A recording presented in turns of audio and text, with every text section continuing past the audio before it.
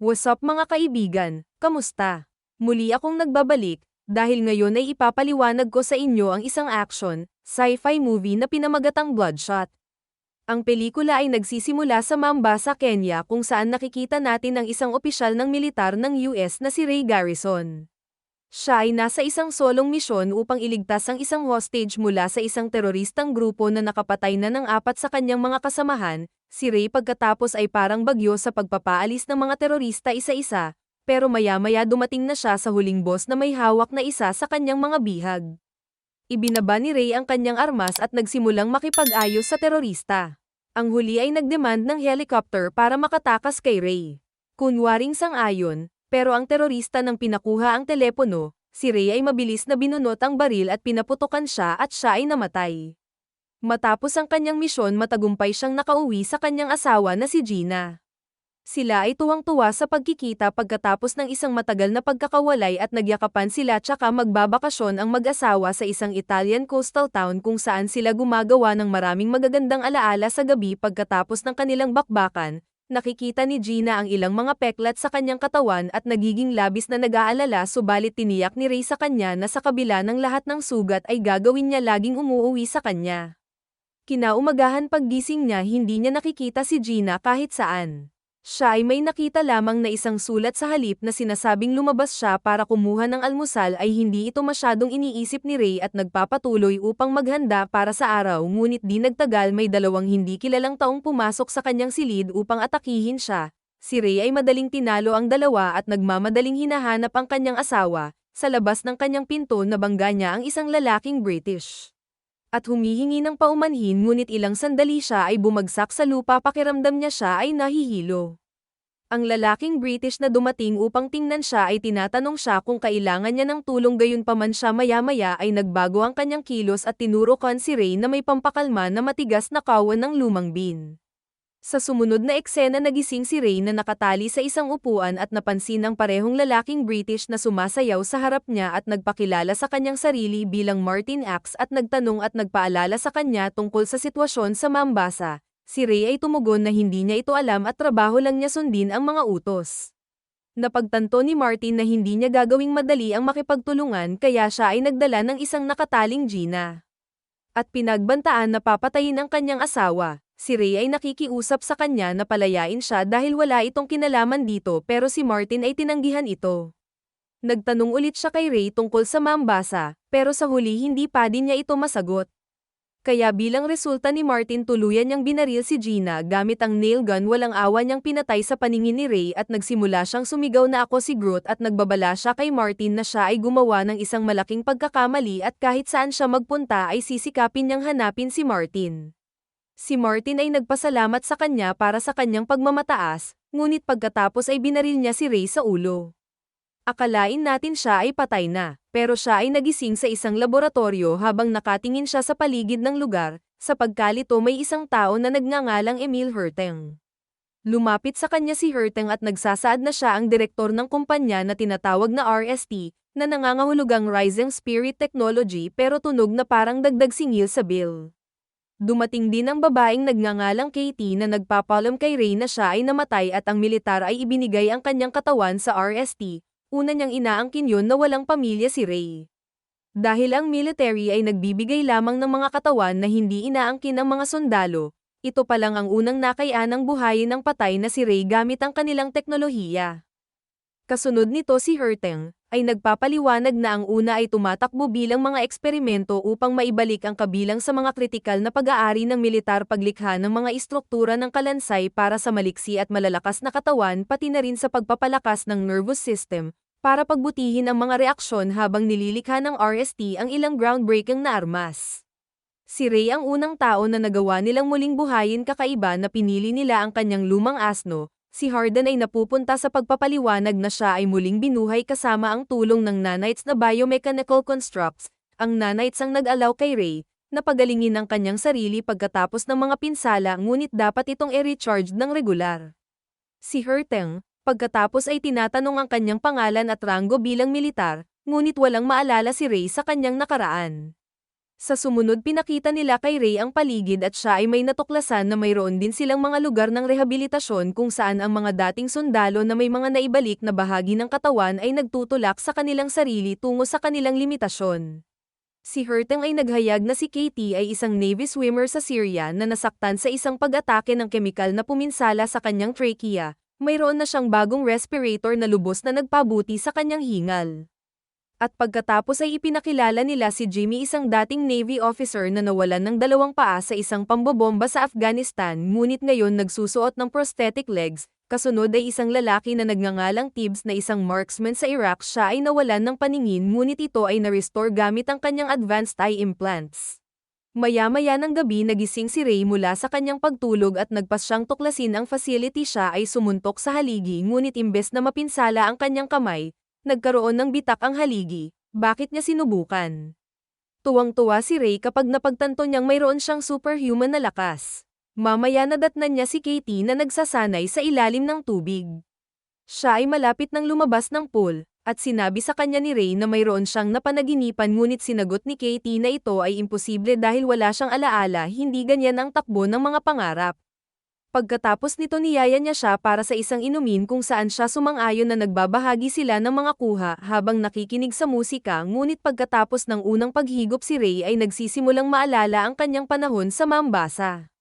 Sa wakas ay naaalala niya ang kanyang relasyon kay Gina at kung paano siya pinatay ni Martin Axe, natupok ng galit at nanunumpa siyang hanapin ang kontrabida at patayin siya kasunod nito. Si Ray ay umalis sa pasilidad at gumagamit ng advanced nanites upang subaybayan ang lokasyon ni Martin sa Hungary. Samantala nakikipag-usap si Herteng sa pamamagitan ng microprocessors sa kanyang utak upang balaan si Ray na huwag pumunta doon. Sinasabi kay Ray na hindi na siya kabilang, hindi ganoon ang tingin ng hagdan sa ating bayani pagkatapos ay nagnakaw ng eroplano mula sa RST at natututo kung paano ito paliparin mula sa isang manual na nahanap niya sa internet. Sa ilang sandali matapos maabot ni Ray ang Hungary at makorner si Martin at ang kanyang mga armadong tauhan sa isang tunnel para sa ilang kadahilanan, si Martin ay lubos na nagulat nang makita ang taong pinatay niya ay biglang nabuhay. Takot na takot kaya inutusan niya ang kanyang mga tauhan na tapusin siya. Si Ray ay madaling pinamahalaan upang talunin sila at sa kabila ng ilang beses na pagbaril sa kanya, agad na gumagaling ang kanyang mga sugat pagkalipas ng ilang segundo. Pagkatapos niyang patayin ang lahat, kinumpronta niya si Martin na agad na nagsimulang magmakaawa para sa kanyang buhay. Sinasabi niya na minamanipula siya ni Herteng. At makakatulong siya, gayunpaman ay tumanggi si Ray para makinig at brutal na binaril siya bilang paghihiganti. Sa umaga si Ray ay nagmamaneho sa isang lokasyon kung nasaan sina Katie, Jimmy at Tibbs, na naghihintay para sa kanya. Sinabi niya sa kanila na ito ay hindi kinakailangan upang ituloy siya dahil babalik na sana siya sa pasilidad. Gayunpaman inihayag na ang nanites ay may mababang enerhiya dahil ang kanyang katawan ay inayos ng maraming beses noong siya ay nakipaglaban. Kinagabihan habang si Ray ay nag-recharge ng kanyang enerhiya, si Jimmy ay nagpapakita na tila sa panahon ng proseso ng recharge hindi makagalaw si Ray o makapagsalita, na sinasamantala ni Jimmy. Kinukutya siya sa pagiging tanga, naniniwala na patay na talaga si Gina. Nakakagulat na revelasyon para kay Ray, ngunit hindi nagtagal ay nahulog siya ng walang malay. Sa puntong ito ay natuklasan natin na ginagamit ni Herteng si Ray bilang puppet para patayin ang mga kaaway niya. Nagtanim ng maling alaala sa isip ni Ray, sa tulong ng kanyang programmer na si Eric. Lahat pala ng ito na nakita natin sa simula ng pelikula ay simulation na idinisenyo para linlangin si Ray. Katotohanang hindi pa nakilala ni Martin si Ray o pinatay ang kanyang asawa ni Martin, kahit na ang unang biktima bilang pinaslang ni Ray na maraming tao sa ilalim ng parehong mga target na ito ay dating mga unang siyentipiko na umalis sa kumpanya para sa ilang kadahilanan. Pagkatapos ni Ray na mahulog dito, walang malay na nagsimula si Eric na ni-reset ang kanyang mga alaala at binabago ang kanyang mga alaala at pag-alala sa pagkamatay ni Gina na pinalitan niya ang mukha ni Martin sa ibang lalaki na tinatawag na Boris.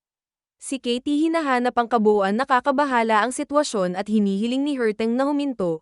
Gayunpaman ay itinuro niya sa kanyang isip na tumuon sa iyong negosyo at tumutok sa kanya trabahong pinagbabantaan niyang patayin siya pagpapahusay kung maglakas loob siyang makialam muli. Maya-maya ay nagribot si Ray, nagising sa isang nalilitong estado. Muling nagpakilala si Herteng at Katie at ipinakita sa kanya ang paligid ng pasilidad lamang tulad ng dati. Mamayang gabi habang si Katie at si Ray ay umiinom, naalala niya ang pagkamatay ni Gina at kinilala si Boris bilang kanyang killer. Si Ray ay nagnakaw ng eroplano mula sa pasilidad para matapos ang trabaho. Si Hertang ay kunwaring pinipigilan siya gaya ng dati pero ang mapaghiganti na si Ray ay tumangging makinig. Sa ilang sandali pagkatapos malaman ni Ray na ang kanyang target ay nasa England ay tumungo siya doon sa lalong madaling panahon, prom-ino sa mansion ni Boris at nagsimulang pinatay isa-isa ang mga tauhan niya habang si Eric naman ay naghahak sa mga CCTV camera ng mansyon na nagpapahintulot sa kanila na makita kung ano ang nangyayari sa kanya na tuklasan na kinuha ni Boris si Wiggins. Ang makinang na programmer na umuunlad sa isang EMP device na gagamitin laban kay Ray, ay ipinahayag na ang aparatong ito ay naglalabas ng isang electromagnetic pulse na may kakayahang sinisira ang lahat ng nag-aayos ng nanite sa katawan ni Ray. Gayunpaman bago magawa ng device ma-activate dapat itong i-charge sa 100% capacity. Si Hertang ay nabahala sa sitwasyon na masyadong mapanganib at inutusan si Ray na umalis. Gayunpaman hindi pinapansin ng hagdan ang babala at emumot siya bago ang EMP ay ma-fully charge. Si Ray ay pumasok sa kwarto ni Boris at sinimulan siyang akusahan ng pagpatay sa kanyang asawa at ang lalaki ay nalilito at itinanggi ang pumatay ng sinuman maliban sa pagbabarilin siya ni Ray bilang kanyang kamatayan. Sabi niya, muli iniisip na ito ang unang pagkakataon. Ilang sandali pa ay may nag-activate ng EMP dahilan upang huminto sa paggana ang kanyang nanites agad na bumagsak si Ray sa lupa at unang nawala ang lahat ng access sa kanya.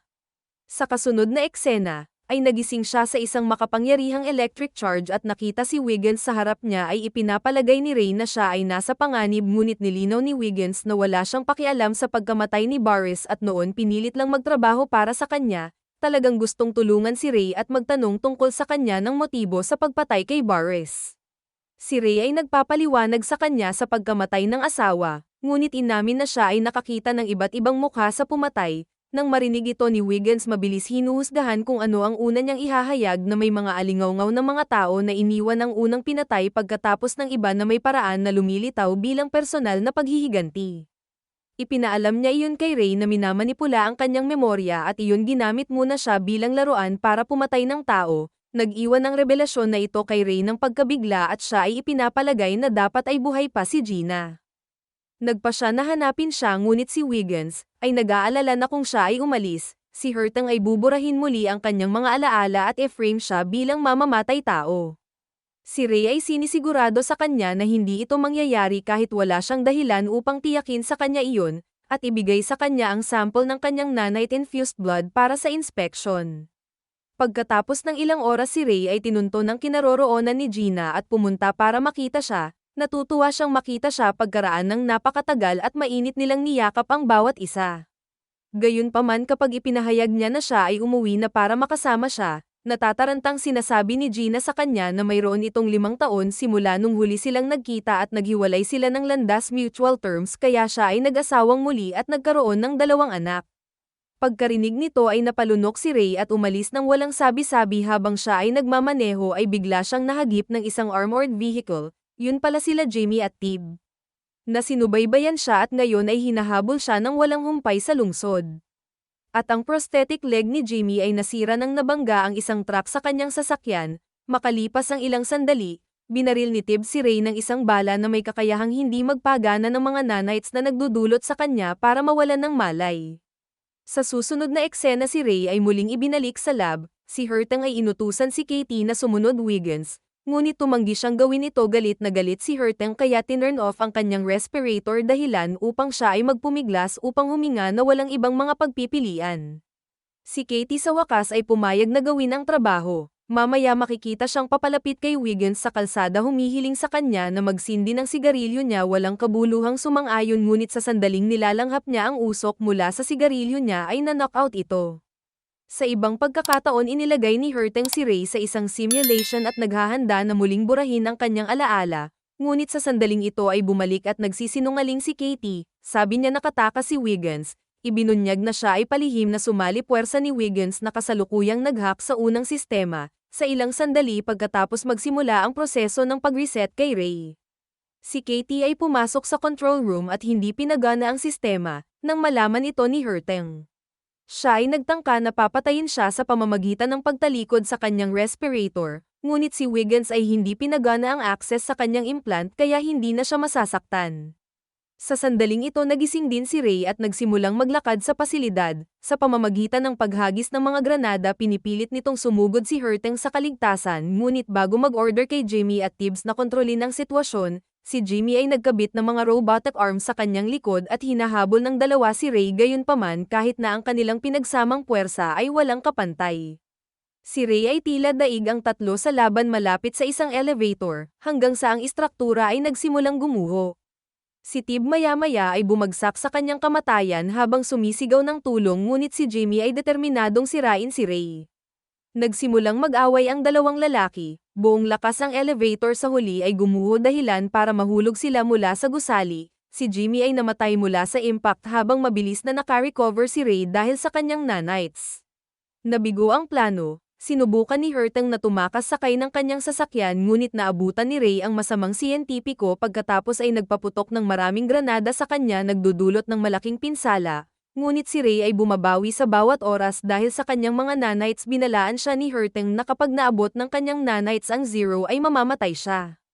Maya-maya ay naabutan ni Ray ang huling granada at ang dalawa ay nagsimulang mag-agawan. Sa huli ang ating bida ay isinakripisyo ang sarili sa pamamagitan ng pagpapasabog ng granada sa pagitan niya at pagpatay kay Herteng silang dalawa sa pagtatapos ng pelikula. Si Ray ay hindi inaasahang nagising upang mahanap si Wiggins. Nasa harap niya pala si Wiggins at binuhay siya at pinagbuti ang mga nanite stamina ibig sabihin wala na siyang kailangang singilin sa mga ito sa lahat ng oras tulad ng dating science. Si Ray ay nagpasalamat sa kanya at tumungo sa labas kung saan niya nakilala si Katie. Humihingi ng paumanhin si Katie sa pagsisinungaling sa kanya sa plano ni Herteng na sekreto, pero hindi parang may pakialam na doon si Ray. Nagpapaliwanag na habang hindi sila maaaring magbago sa kanilang nakaraan sila ay may kontrol sa kanilang hinaharap. Ang pelikula ay nagtatapos sa trio na nagmamaneho sa paglubog ng araw sa paghahanap ng bagong buhay. Mag-subscribe para sa higit pang mga video na tulad nito, at huwag kalimutan mag-like, comment, share at i-on ang notification bell para matulungan ang aming channel. Hanggang sa muli, salamat!